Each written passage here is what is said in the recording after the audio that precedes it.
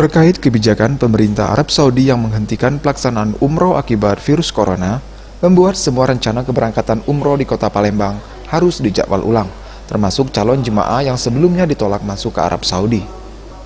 Salah satu travel yang menyediakan jasa umroh, Zafatur, mengungkapkan, saat ini pihaknya masih menanti pengumuman berikutnya dari pemerintah Arab Saudi untuk yang tanggal terdekat 5 dan 9 Maret 2020 dijadwalkan ulang dan belum tahu keberangkatannya.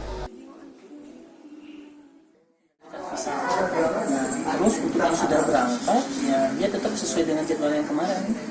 Jadi mereka tetap mengikuti jadwal umroh, dan dari Saudi juga tidak ada macam. Kalau memang sudah ada di sana, ya sudah ikuti saja.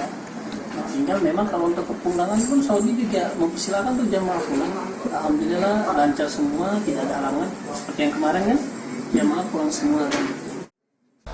Untuk mengganti jadwal umroh masih banyak yang harus dipertimbangkan, mengingat perjalanan umroh banyak melibatkan maskapai, hotel, dan visa. Tim Liputan Sriwijaya TV.